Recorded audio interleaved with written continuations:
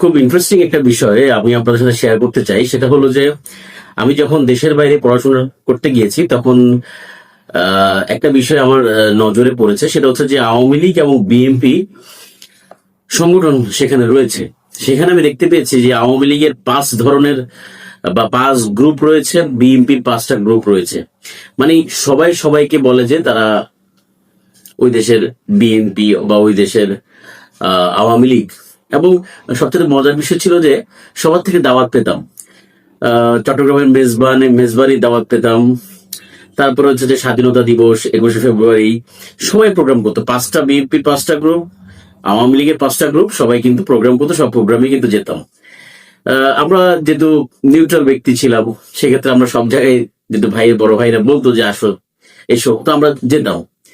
তো এই কথাটা বলার উদ্দেশ্য হচ্ছে যে এখন আমেরিকাতে আওয়ামী লীগের যারা গিয়ে ওইখানে হামলা করেছে, যে বিষয়গুলো ঘটিয়েছে, ব্লা ব্লা ব্লা, এটা আসলে আমাদের দেশে ভাবমূর্তি কখনোই ভালো করে না। এটা আওয়ামী লীগ যখন ক্ষমতায় ছিল তখন বিএনপি পন্থী লোক এরকম গিয়ে শেখ হাসিনা গাড়ির সামনে গিয়ে বিভিন্ন গালাগালি বা এগুলো কিন্তু করেছে। এটা কিন্তু আমাদের দেশের একটা কালচার, এগুলো নতুন বিষয় নয়। এই ধরনের বিষয় একদম আমি খুব স্বাভাবিকভাবেই নেই। এটা আওয়ামী লীগ সরকার থাকতেও করা হয়েছে, বিএনপি সরকার থাকতেও করা হয়েছে।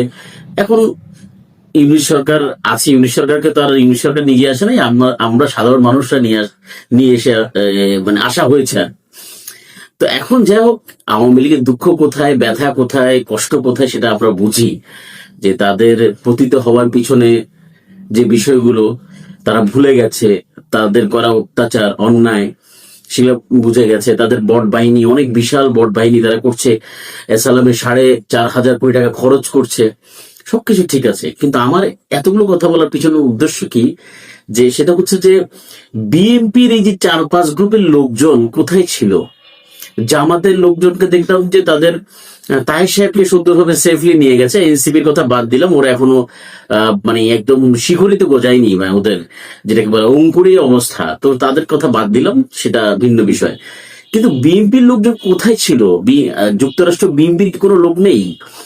মির্জা আব্বাস, দুঃখিত, মির্জা ফখরুলকে যেভাবে কটাক্ষ করা হচ্ছিল ওই সময় কাউকে দেখতে পেলাম না বিএনপি যারা এই ধরনের বিষয়গুলোকে ট্যাকেল দিতে পারে। দারিদ্রতা এসে গেছে বিএনপির রাজনীতিতে। এই নেতাকর্মী যদি বিএনপি রাজনীতি করে, বিএনপির কপালে দুঃখ রয়েছে। এটাই এটাই বলার জন্য আসলে আমার পুরো এতগুলো কথা বলা আর কি।